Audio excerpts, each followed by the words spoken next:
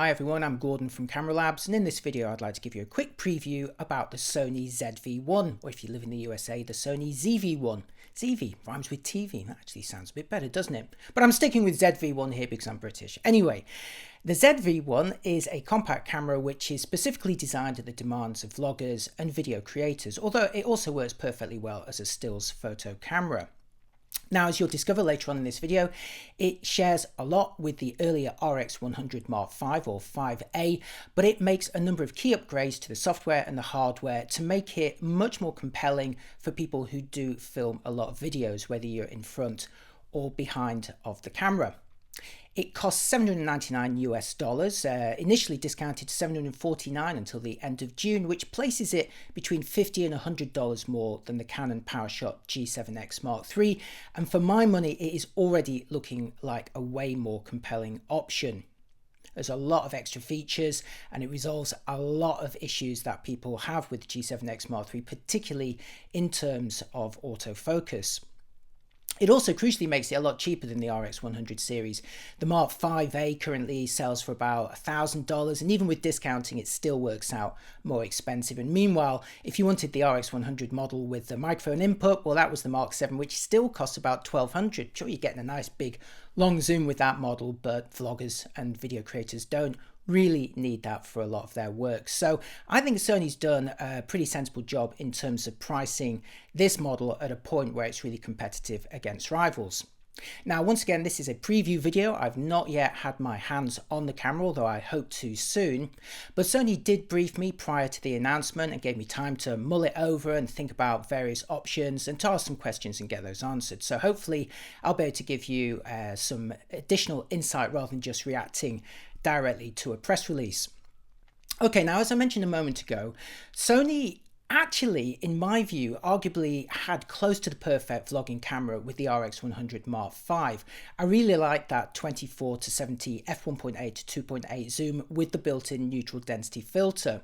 Now, 24mm equivalent is not going to be wide enough for some vloggers, particularly with the crops that you get when you apply additional digital movie stabilization, but it's good enough for what I do. I'm happy with that coverage, and the f1.8 focal ratio, even with that smaller 1-inch sensor, will provide some subject separation, crucially visibly more than you got with the f2.8 24mm starting point on the RX100 Mark 6 and 7.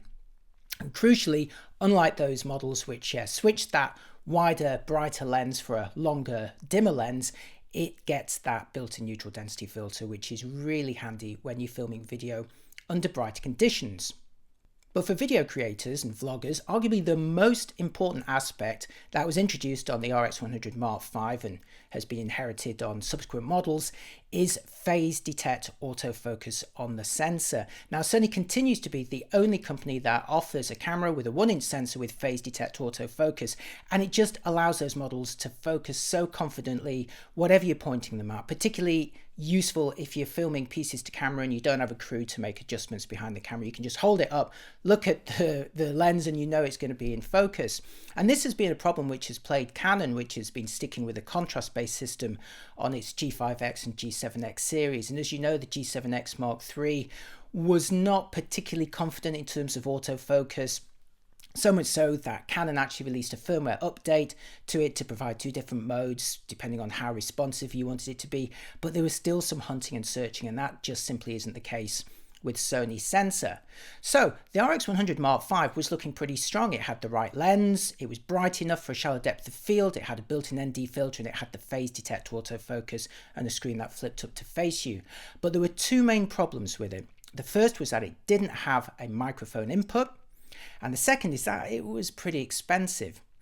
Now, with the ZV or ZV-1, Sony has resolved both of those issues. You already know that the price has come at a much lower point. I'll explain how they've managed to do that in just a moment, but let's look at the benefits first. The first is that it does now have a 3.5mm microphone input. So far, so similar to the G7X Mark III, but crucially, Sony is also providing a hot shoe on the top surface to make it easy for you to mount shotgun microphones or lights or any other accessories. And this really makes it much more practical than the G7X Mark III or even the Sony RX100 Mark VII, where you needed to muck about with various brackets if you wanted to mount an accessory on them. So that is the first major benefit. The second is that if you don't want to use an external microphone, Sony's actually improved the built-in microphones on the ZV-1. It now has a 3-capsule system that allows it to be much more directional, and as importantly, it can now accommodate a supplied accessory which actually has a fluffy windshield that goes above those microphones, and that slides onto the hot shoe to keep it in place. That is absolutely going to transform the use of those built-in microphones if you're using those for audio. But again, you do have the option to connect an external one to that jack. And the hot shoe also supports Sony's multi-interface accessories, which means you should be able to connect a microphone to it, a compatible mic, without the need for a cable going out the side into the port. It makes it much neater. Now, as some of you know, Sony recently released a pure digital microphone that so far only provides a pure digital path on the A7R Mark IV. I'm really hoping that the hot shoe on the ZV-1 will support this microphone natively with a digital path. It would make complete sense, but you know, some funny things can happen, can't they? I asked them, but I did not have an answer yet. So if you want to know the latest news about this camera, do check out my corresponding review at cameralabs.com. I will update that as soon as I have additional information regarding that microphone or any of the other things. Now, when you look at the ZV-1, you'll also notice two pretty big physical changes over the RX100 series, and that is a greatly enlarged movie record button. As you may recall from the RX100, that movie record button was designed to be hard to press accidentally. You had to really get your finger into the corner there, which was handy for a hybrid camera or a mostly stills camera, but for a mostly movie camera, it was awkward. So now Sony has replaced that with a much bigger dedicated movie record button on the top surface. You'll also recall, and this was an advantage that Canon more recently had, is that Sony always went for their very smooth flat front, which looked great but didn't really feel great in your hand. So now they've finally fitted a grip to the ZV-1, bringing it again in line with some of its rivals, which are more comfortable to hold. Now, one of the most important aspects of a camera that's designed for vlogging or filming is a screen with a decent degree of articulation. Now, the earlier RX100 series and Canon's G7X series has a screen that angles vertically. Now, it can flip up to face you, but doing so will block anything on the top surface. Not a problem on the Canon because there isn't anything on the top surface, but on the Sony, you could have something mounted to that hot shoe. So what they've now done is implemented a side hinge screen. This is the first time Sony's actually done this for a very long time, and I'm really pleased to see it. So not only can you flip it round to face, you can also angle it up and down to almost any direction. And the microphone input is also on the other side of the camera, so that if you are using a microphone with a cable, it does get out the way of the screen. There's also now a tally light on the front which illuminates when you're recording. Okay, those are the hardware upgrades over the RX100 Mark V. Now for the software enhancements, which again are really designed to address the issues and frustrations that face video creators and vloggers. First, it's no surprise to learn that the ZV-1 gets Sony's latest eye detect autofocus and focus tracking in real time. That's also applicable to movies, but there's also a new face exposure option which spot meters for the face regardless of where it is on the frame, which is handy if you're walking around filming yourself and you suddenly find yourself with a very bright backlit scene. Well, normally that may result in the frame becoming much darker and your face becoming underexposed, but now with spot metering for the face specifically, it will keep you looking fine and it will ignore the background if indeed that's the effect that you want. There's also an interesting new mode called background defocus. What this does is allow you to actually adjust the depth of field during the clip as you're filming. Now, again, if you're walking around, you may want a deeper depth of field, a broader depth of field, so that both you and the background is in focus. But sometimes you may want to draw attention to either yourself or something that you're showing. Well, the background defocus mode allows you to push a button and the camera will open the aperture as wide as it will go and balance that with the built-in ND filter if necessary to achieve a shallower depth of field effect temporarily before then switching back to a deeper one if that's what you like. I'm not sure that I would use that personally, but what it does hint at is that the ND filter should now be applicable automatically during video if you want it to, whereas previously on the RX100 series it was auto. It could be auto for stills, but for movies it was either on or off, so I'm hoping there is now an auto option for the ND filter while you film. Now, much more interesting in terms of software is the product showcase mode, and we'll all have seen examples of where this can go wrong when whether you're either watching it or creating it. Okay, imagine that I'm presenting a video review to you, as I often do, and I say, hi, I'm Gordon from Camera Labs, and I'd like to show you the new remote control for my Amazon Fire Stick. Look, notice how, despite the amazing autofocus system of my camera, it's just not refocusing on this remote control because it can see my face. And the way I resolve that is to cover my eyes, and at which point I can't see anything, and hope that it's focusing on it. Or you do that classic trick of putting your hand over or behind the subject. Look at that. You can now see the thing I'm talking about in focus, and then when I move it away, my face comes back in focus again. It's rubbish, isn't it? But it's what we've all become used to. You've got to put your hand behind the product. You've got to hide the face. Well, the product showcase mode on the ZV-1 uses face and eye detection to prioritize your face as normal.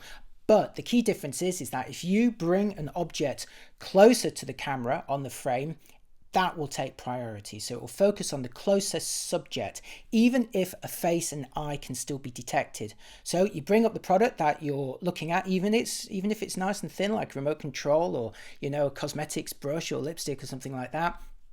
It'll focus on that, you move it away, it refocuses on you.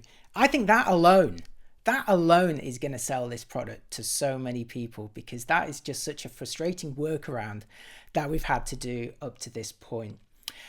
And on top of that, Sony also claims that they've improved the skin tones, but I haven't seen it in action, so who knows, that is something that we're going to have to try out. But those are the highlights anyway. Now, if you're looking at this product so far and you're thinking, flipping heck, this looks like a really strong camera, and yet it's cheaper than the RX100. You know, are there any downsides to it? Because of course it will also take 20 megapixel stills. It has the same 1-inch sensor, the same phase detect autofocus. It will do, you know, fast bursts. It's got all those things that the RX100 Mark V has.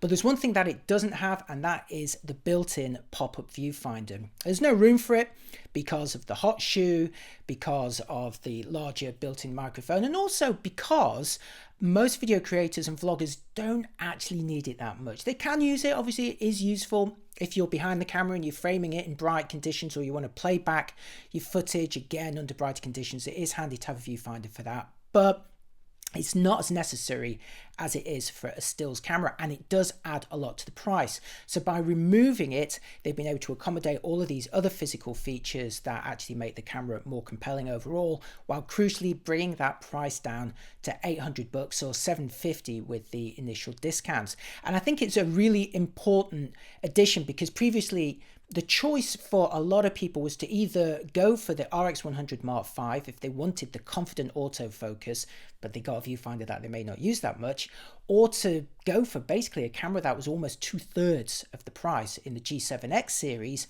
lose that confident autofocus, but go for this more budget option that you had to choose between either budget or great autofocus. Whereas now with the ZV-1, you can have both. Sure, it's a little bit more expensive than the G7X series, but only by $50 to $100, and I would certainly pay that extra in order to get that better autofocus, as well as a hot shoe for mounting an accessory, better built-in microphone, and again, that product showcase mode, I think, is just going to transform the way that a lot of us present reviews to camera. So that's all I'm going to tell you for now. There's no point going on any further, but I did want to really come out with a little news video about it, even though I've not actually held the camera yet, because I am excited about it. Because every time that Sony brings out a new camera, I've said to them in the past, look, you've almost got everything you need in the RX100 Mark V. You know, I as a travel photographer, I loved the longer lens on the Mark 6 and the Mark 7, but because the lens is dimmer and it loses the ND filter, and because the cameras become more expensive, it's just getting further and further away from the needs of what a more casual vlogger or video creator has. And I kept saying, look, just produce a special edition of the Mark 5 that has a microphone input. That's all it needs. It was already almost perfect. Give it the chance to record better quality audio and we'll all be happy. But with the ZV-1, they've gone way further than that. Like I say, you get a hot shoe to make it easier to mount a microphone on. You get a better quality microphone to start with. You also get a side hinge screen, which personally I prefer. You've got some enhanced software that makes it easier to use. And by removing that viewfinder, you get to enjoy all of that at a price that is much more competitive than before. Of course, if you prefer the viewfinder, you can still get one of the RX100 models, so everybody's happy. Or are you? Let me know what you think. Has Sony created the perfect vlogging camera? I think it's certainly got pretty close with the ZV-1. Let me know what you think in the comments. Thanks for watching, and I'll see you next time. Bye-bye.